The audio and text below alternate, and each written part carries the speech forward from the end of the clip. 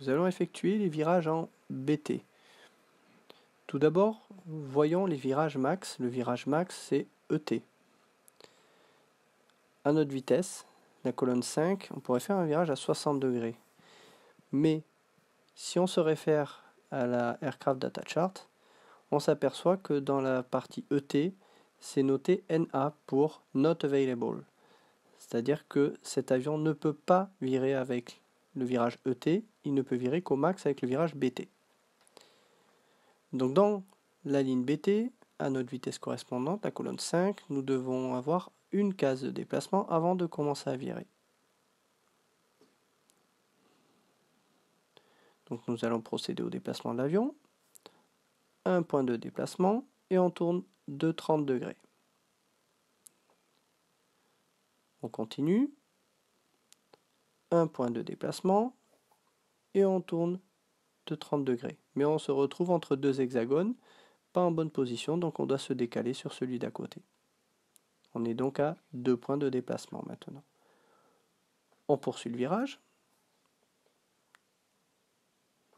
Troisième point de déplacement. Et on tourne de 30 degrés.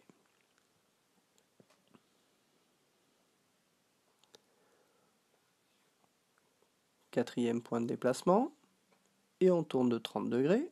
On est encore entre deux hexagones. On se décale donc sur celui d'à côté. Et notre cinquième point de déplacement. Et on tourne de 30 degrés. Nous avons effectué l'ensemble de nos déplacements à virage BT.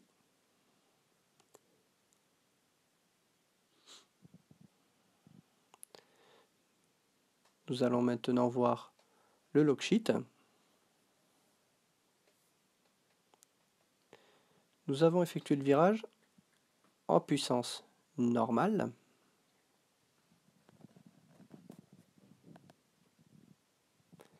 Ce qui nous donne, d'après la data chart, une accélération de 0.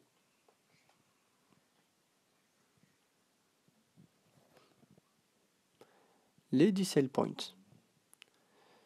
Nous sommes au-dessus de notre vitesse de croisière, nous avons donc un decel point de -1.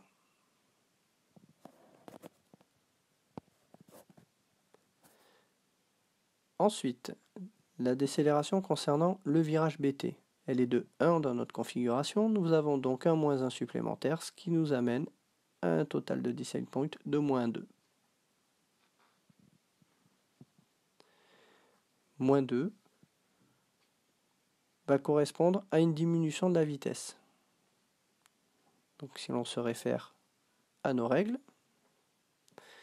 on constate que par tranche de 2 points de décélération accumulés, on perd 0,5 sur la vitesse. Donc nous avons une modification de la vitesse de -0,5. La vitesse au tour suivant sera donc de 5. L'altitude reste inchangée à 10.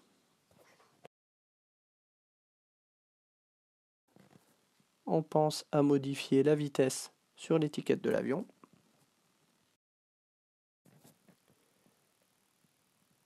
Et nous allons maintenant effectuer un autre virage, mais cette fois à puissance militaire. Donc à puissance militaire, l'accélération est de +1. Donc on remplit +1 dans les accel points. La décélération, nous allons voir ça.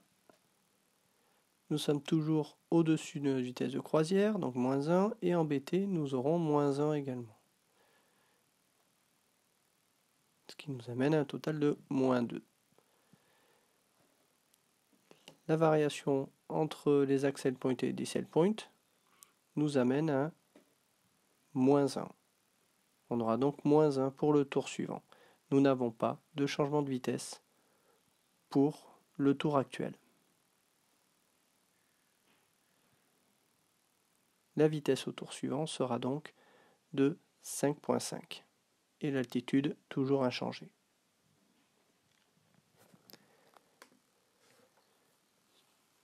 Ce qu'il faut noter, c'est qu'un virage en HT ou en BT donne chacun un point de décélération et la puissance militaire nous donne un point d'accélération, ce qui fait que la puissance militaire permet de compenser le virage en HT ou en BT. Nous sommes donc avec notre F-80 à une altitude de 8 et une vitesse de 3. On va remplir l'étiquette. 8-3. Voilà. Nous allons donc effectuer le virage en BT. Donc un coup d'œil sur les Integrated Turn Charts. Nous sommes à une altitude de 8, nous sommes donc ici dans la bande ML et nous avons une vitesse de 3. En BT, nous allons donc pouvoir tourner à 90 degrés. Donc, nous allons effectuer 3 points de déplacement du fait de notre vitesse. Donc nous commençons notre premier point de déplacement et ensuite on tourne à 90 degrés. Notre deuxième point de déplacement et on tourne à 90 degrés. Nous sommes entre deux hexagones, mais nous ne sommes pas dans le sens de la ligne. Donc, nous devons nous déplacer sur la case adjacente. Voilà qui est fait. Et notre dernier point de déplacement, un point, et on tourne à 90 degrés. Nous avons maintenant consommé l'intégralité de nos points de déplacement. On va remplir le log. Nous avons sélectionné la puissance militaire, qui nous donne une accélération de 1. Donc nous avons un point d'accélération. Nous avons effectué notre virage en BT. Les points de décélération en BT, un point de décélération dans ce cas-là. Voilà. Nous avons donc les points d'accélération et les points de décélération qui s'annulent. Nous n'aurons pas de variation de vitesse. Ainsi, pour le tour suivant, nous allons commencer à la même altitude et à la même vitesse. Donc comme on peut voir, le virage en BT est relativement pratique pour pouvoir tourner relativement serré. Ce qu'il faut quand même surveiller, c'est l'évolution de la vitesse. Suivant les avions, ils dégraderont plus ou moins vite. Dans le cas présent, la puissance en militaire de cet avion permet de compenser le virage en BT.